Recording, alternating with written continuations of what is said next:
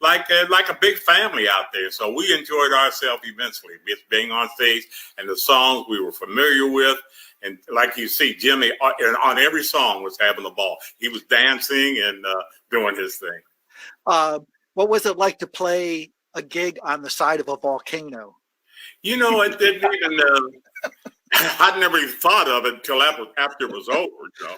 And then later on, I found out, and I made mention of the fact that we were on the side, but at the extreme top. That volcano itself was 7 miles in diameter and 2,600 feet deep. And there we were on the side of this. Incredible. Yeah. And then after it was all over, it finally hit us. Well, you were telling me that you were feeling like on that show, like cosmic vibrations, like you felt like there was something special about that place. Yeah, Jimmy felt it too. And I did too. And I asked him, I said, he looked at me and I looked at him and said, you feel that? He said, yeah. And it was the whole, I mean, like the people sitting in astrological order was very unique. That brings a vibe. The fact that this is the side of a volcano that once erupted and it had that much immense power, 7 miles in circumference, that's incredible. So incredible. Some of that evidently spiritually was still there and lingering. So Ed, when they were recording this show on the side of this volcano, I guess at the same time though there were like 50-mile-per-hour winds happening, and it wreaked a little bit of havoc with the sound. But the sound of the documentary and of the album, I have to tell people they should definitely pick up the album. Sounds really great. I mean, how did you? What was the music? What were the tapes like when you received them to work on them? These were 8-track tapes, 8-track 1-inch. So if you imagine, out of the 8 tracks, I was only able to use 6 for the music. Well, no, I didn't record it there, but at the same time, they had to put 1 track for the pulse code for the film to lock it up. And then the next track, track 7, would have been an audience track. So there was really only 6 tracks of music. So you got bass, drums, guitar, vocal, and whatever else you could throw in on that spare track. So I guess that's how they did it. When we got the tapes, John and I, we transferred it digitally. And that transfer really works out well, because what we have now is a pristine copy of that tape. And that's what we work from. We mixed it at Capitol. And of course, as Billy was saying earlier, the amount of technology that's available today, that I can use the very best of the digital world and the very best of the analog world, combine it together to extract every last centimeter of sound that I could dig out of there to make Jimmy's voice better, the guitar sounding better, certainly Billy's bass is better. The drums are always going to be a little bit of a problem, except for the wonderful overdubs that Mitch and I did at Electric Lady, because we realized when we got the tapes back from Hawaii and we were listening over at Electric Lady Studios, we were going, and Mitch said, I got this. I can do this. And he sat there with the headphones on and watched it on a little moviola, how he was playing it, listened a couple of times, bam, I would hit record and he would nail it first time. It was amazing. Wow, that's incredible. So that's how you were able to really make this thing sound great. Even the drums he was able to sort of replicate his parts in the studio. Yeah, he didn't do all of the tracks, but he did only the very worst ones that we just couldn't use them. But some of the tracks, I think that Freedom track was probably an original track. So I managed to extract what I could out of it. You know, the set list is terrific on, I'm not sure everything that you have in the documentary, but certainly on the album. I mean, it's a great combination of, you have the classics like Foxy Lady and Purple Haze, but you also have this new material at the time. You know, you have Freedom, you have Jimmy playing Easy Rider, you have him playing Dolly Dagger. You know, this is new ground. Billy, was Jimmy happy playing the new music on that tour? You can tell by his stance and his persona. he was having the ball, and he was freer, very free, especially at this particular concert. It's as though he had no distractions whatsoever, nothing really bothering him. So the concert was perfect. I think it went very, very well. Were you guys still working on those songs? Was it before that you recorded them on Cry of Love, or were you still working out the arrangements? We were still working out the arrangement. As a matter of fact, Getty will tell you, we've got 5 or 6 arrangements of every song. Because Jimmy was a perfectionist, and he had to, regardless how many times it took to do that song, we had to, and then I became a perfectionist too. Oh, I flubbed up that, and let's go over and do that. Well, let's do another song. So there was always ample songs to go over and record, because, like I said, he was a perfectionist. The only way he was going to release and put anything out, it had to be perfect. Well, I thought it was real cool as a total Jimi Hendrix nerd myself, like listening to him play Freedom. And there are certain parts, because you can hear the song coming together and what it would be. And there's some cool different guitar licks that aren't on the studio version that you hear him playing live. You can sort of feel that that this thing is still sort of coming together. Yeah, he was growing into those songs. Yeah. But I think you also have to remember that we were 3 weeks before, we were in Electric Lady cutting these songs and overdubbing and working on them. They may not be totally completed then, but certainly they were very, very close. And John, you and I can verify the dates of when those tracks were recorded and overdubbed. Oh yeah, no, I mean I think it's all very true, and I think what's interesting about this band, I think there was a real cohesion there, which I don't think, because of a variety of different reasons, in the year before and in the breakup of the original Experience. I think this new version of the Experience, I think they enjoyed playing with each other. I think they were excited by the new material. And really, as soon as the tour starts in April, I mean, they're incorporating Room Full of Mirrors, Easy Rider, Freedom, all these great songs. And, Billy has always said they gauge the audience reaction to them, which I always thought was fascinating, to kind of see what they did. And I think you see things like Straight Ahead evolve over time, and they make certain refinements. And I think when they go into the studio, it's even funny, because there are a couple of instances in the studio where they make reference to live performances at the ends of takes, saying, oh yeah, like remember that. And I think that's it. There's just something there about the fact that the 3 guys were getting along so well, and the music was really coming together. You had the excitement of the studio. They didn't have to go out and grind touring as Jimmy had to do in his first 2 years. So I think there was a lot of positive energy behind what they were doing. So it's exciting to see it, come to fruition. You see that even if you look at Atlanta Pop Festival 3 weeks earlier, they lift up once they start Freedom. That's exciting to them. And once they all feel like they've got the arrangement, the rest of the show from that point on is just, it's a different gear. They kick it into a different gear. And I think with this show, what's great is that the first set's a lot of the hits that the fans are familiar with. The second set, they come barreling out playing, Dolly Dagger, Easy Rider, Freedom, all these songs, which the audience doesn't know, but they're so confident, you would have thought they're right off the Greatest Hits album. I mean, you look at the guys on stage, they're killing it. So it's exciting to see. Well, these songs, the songs with the new songs with Billy on them, were sort of tighter and funkier. I mean, they were a little less psychedelic, so it really gets the audience. I mean, it's like dance music, essentially. Do you feel that, Billy, that you guys were tightening up those structures a little bit? Yes, it's a little. They call it soul music, and I think it was a lot of soul type music that we were incorporating from our early years of playing R&B. Yeah, and then with that rhythmatic thing, and then Mitch brought to the stage his own unique musical style, because he studied under Elvin Jones and Chico Hamilton and Philly Joe and guys like that. He had a jazz background, then he had the R&B background, and he put that together. And man, that was Mitch Mitchell. Well, you see those girls dancing. I mean, that was some serious booty shaking music going on right there. Yeah. I wasn't going to turn around and look because I didn't want to miss any notes. Yeah. I think you probably looked once or twice. Yeah. I have that feeling. What's really, you see the Jimmy evolving and the reinvention, and it's even interesting to see that on Freedom, he's playing a Gibson Flying V. He's not playing a Stratocaster on that.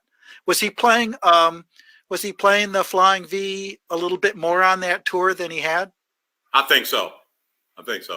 He would use it for the blues songs. I mean, we all know Certainly. that. Yeah. I mean, obviously the Maui performance, and there's a brilliant version of Red House from Isle of Wight where he's using it. And so, yeah, I mean, I think it just gave him a different tone. And, the interesting thing about Jimmy from a guitar perspective, which certainly Billy and Eddie can speak to, is that, he wasn't a guy that had 18 of them at the side of the stage ready to go. I mean, it was such a basic, simple, primal thing. 2 or 3 guitars and away you go. So, I think you always have to tip your hat to Jimmy's ability to make that instrument entirely his own and part of his own sound. Right. But I do think that, if you look at Red House and, some of the bending that he's doing, I mean, it does have a different tonal quality than, when he's played it on the Stratocaster. Definitely. Those big humbucking pickups, for you nerds out there that know what I'm talking about. I first heard that sound with Albert King. And he loved King's tones and that rhythmic thing that he did.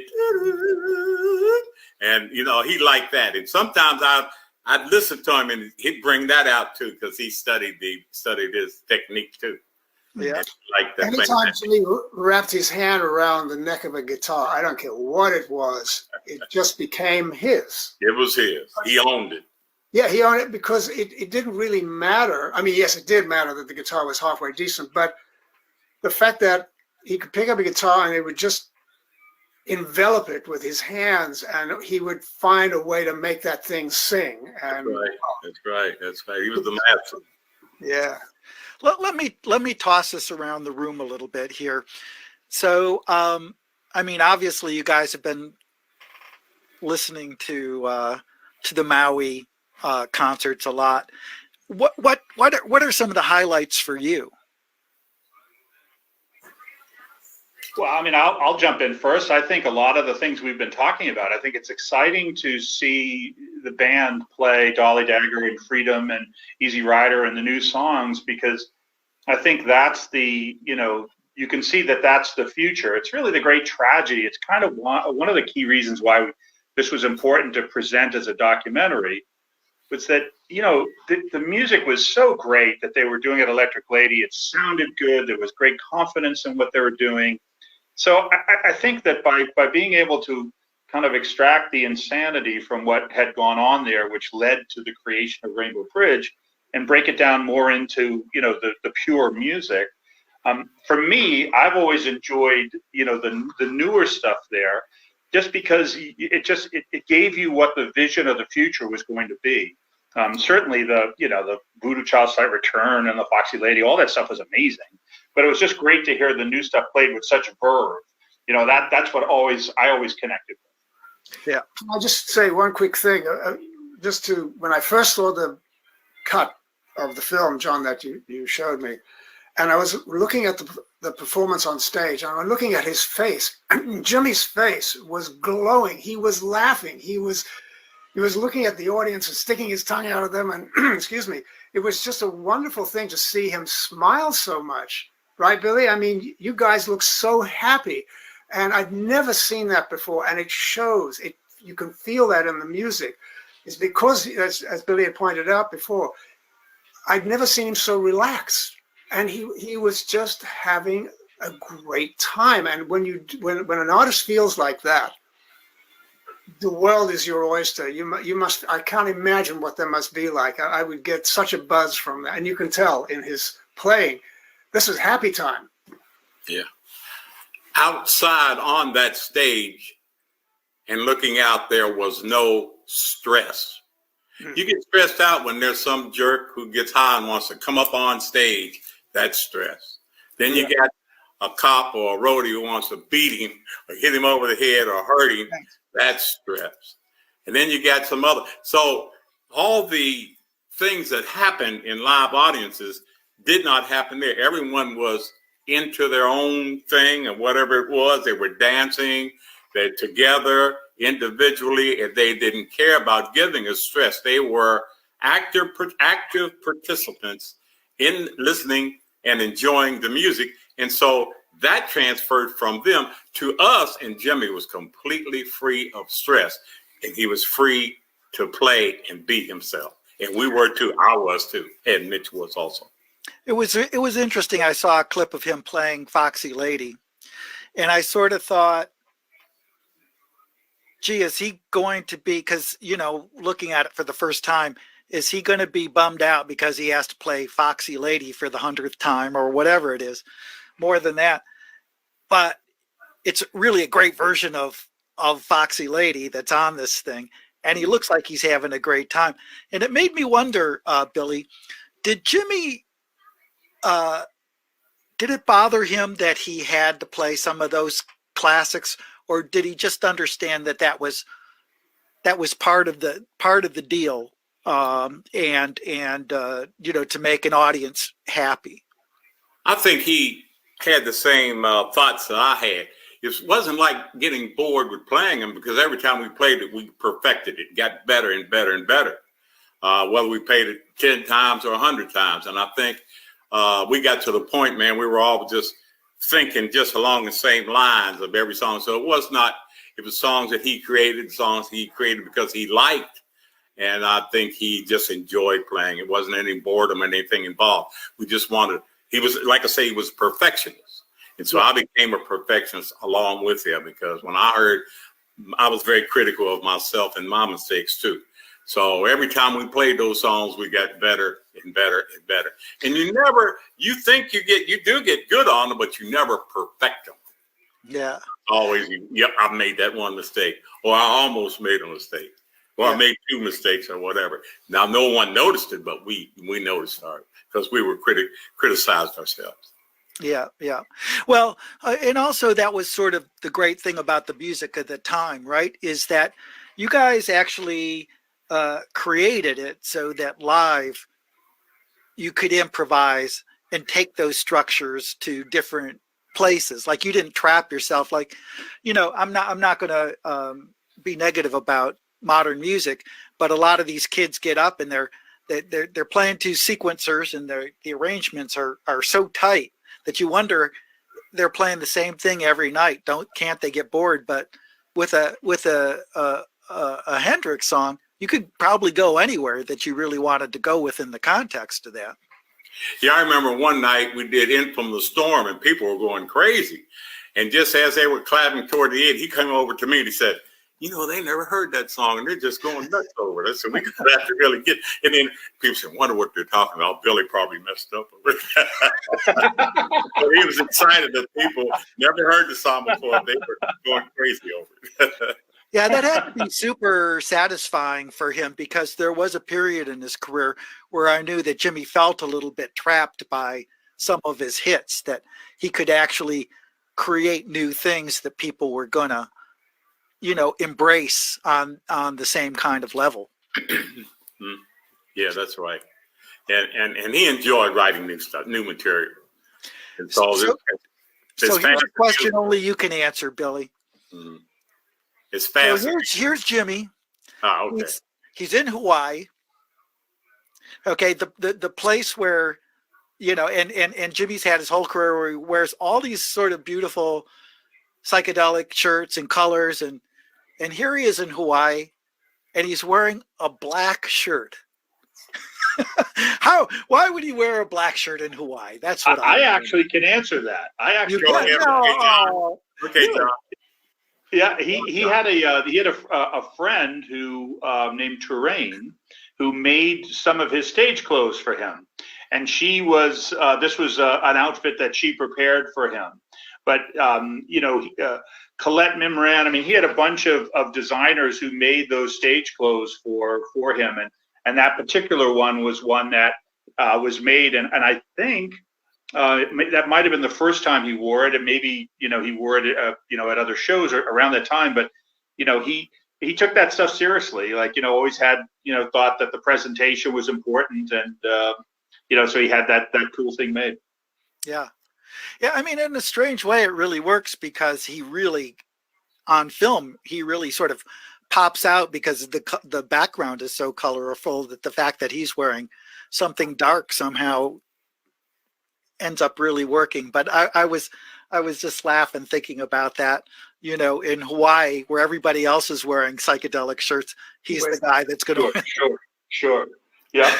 Well, after all, he played with Wilson Pickett, the Isley Brothers, Little Richard. That's that R&B scene. In the R&B scene, the entertainers always dressed cool. They had slick hats. They had laid back shirts, and et cetera, et cetera. And we were still into that type of dress at that particular time. I mean, when I was in Hawaii, I wore all the flashy stuff, but basically we were in that R&B cool mode, and it's hard to get out of that mode. He stayed in that mode too for a long time. So Billy, you and Jimmy played together, played dance music, played the clubs before Jimmy got famous. What's one of the songs that you guys had to play in terms of like cover songs that you actually really like to play? It was a song called Snake Doctor, San Jose, and that's been put into a lot of songs. We got off on that one, and he like a lot of the latter songs, In From the Storm, Dollar Dagger, Freedom, stuff like that. These pieces and these songs were part of songs that we played back on the R&B circuit. Yep. And we'd throw in a little 4-bar rhythmic part that no one would really recognize as long as you didn't stay there too long on that and move on to another part. And we put a lot of that in there, and he kind of enjoyed playing that stuff, because that's how we came up. We came up under that. Then you turn the volume up, you use a wah-wah pedal, and no one recognizes it.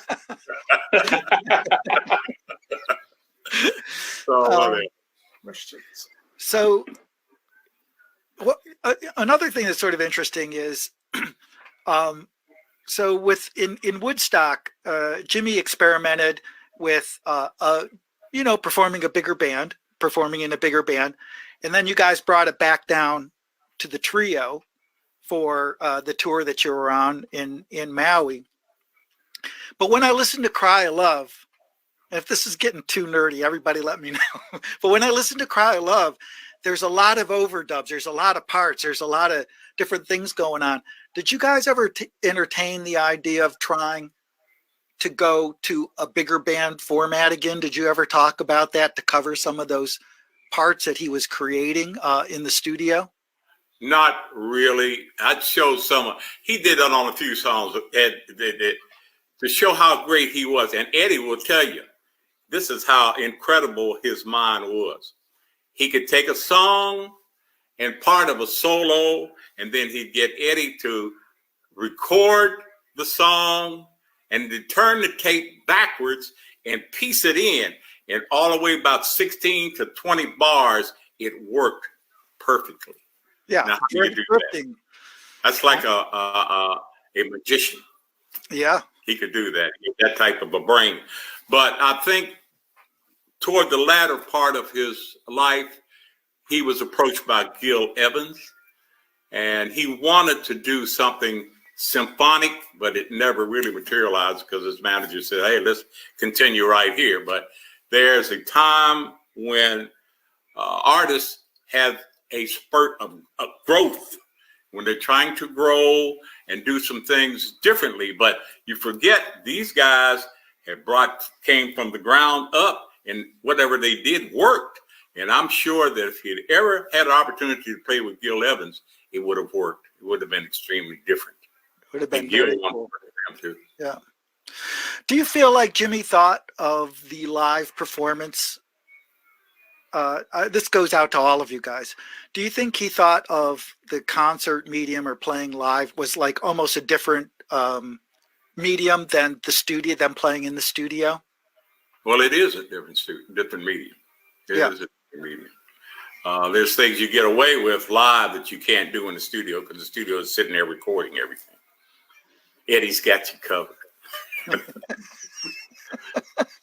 That's how I see it. Hey, Brad, Did he ever talk to you about that, Eddie? Like the difference between like the way he would think about performing live as opposed to playing in the studio?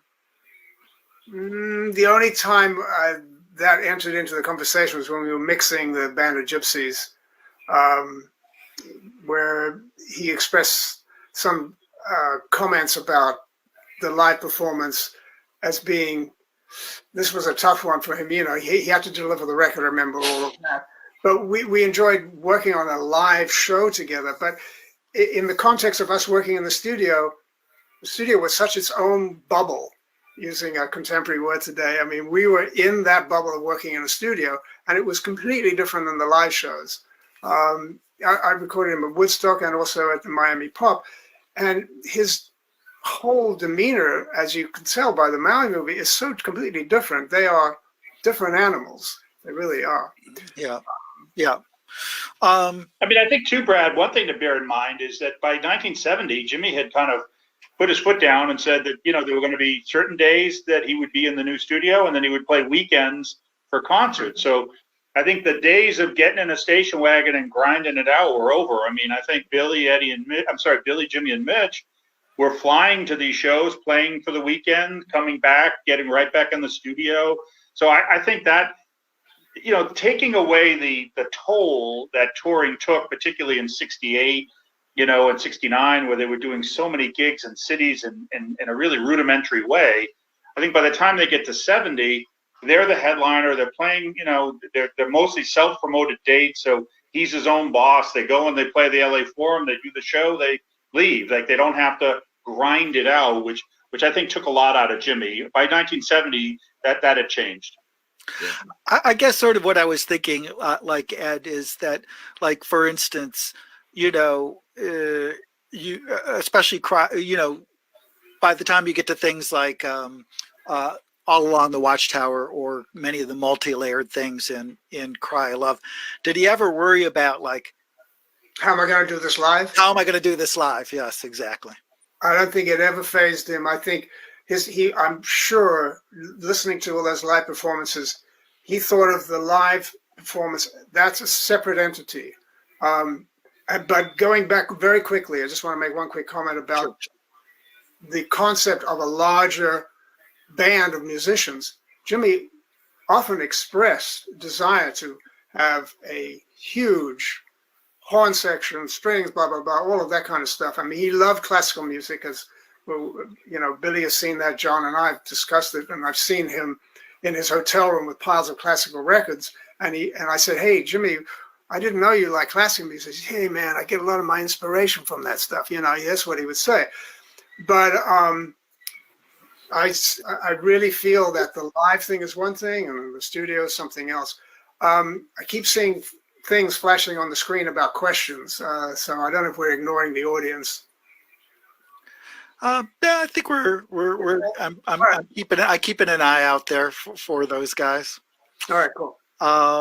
Yeah, because almost like something like Nightbird Flying is almost like an orchestral piece without the strings. He's just doing it all on guitar. So getting back to the documentary,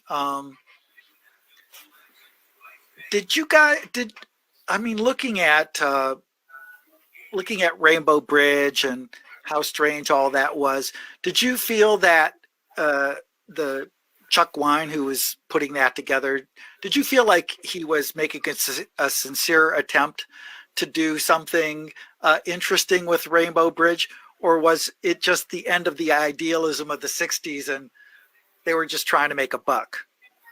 Well, I think that there's, you know, I'm sure he had a vision, but I just don't know that the execution of the vision, you know, was something that ever materialized on screen. I think what happened was that the idea was originally that Michael Hinson, who was in the Endless Summer, was going to lead a group of surfers that would be filmed by Chuck Wine. And when Hinson met with Jimmy, he expressed that, your music, the way you make the guitar sound is you see the guys riding the waves. That could be great. So for Jimmy, I'm sure he thought of it as, okay, that's a project I'll do with the studio when I'm done with my own record.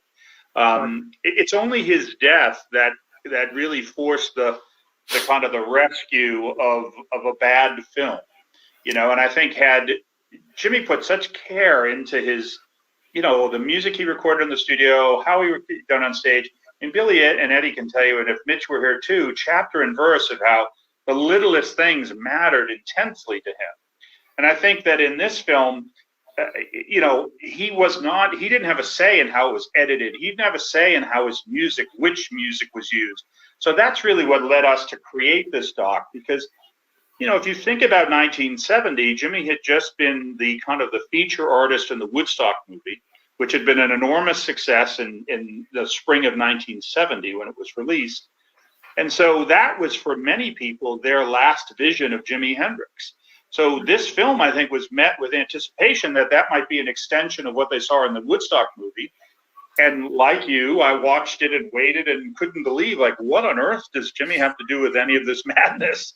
So that was an important part of this, was to try to say, look, here's what really happened. And, Chuck tried to make a movie. It didn't work. But, I think he just didn't have, when you make a movie without a script, you can only walk so far in that tightrope before you fall off. But I'm not sure if I'm correct on this. You guys will know this, but off of the film, like, Jimmy used the money from the film to help finance Electric Lady Studios. No. Right?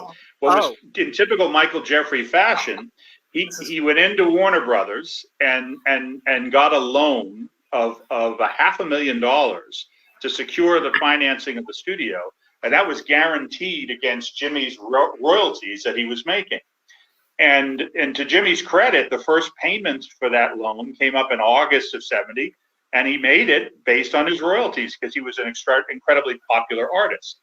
But at the end of the meeting, they were all excited. Thank you, for coming in and, making this deal. And, Michael said, well, we're off to record a new project. And Warner was excited, saying, great, we'll get our record that much sooner.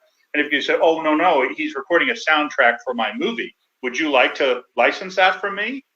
And so Warner's was apoplectic. Like, what?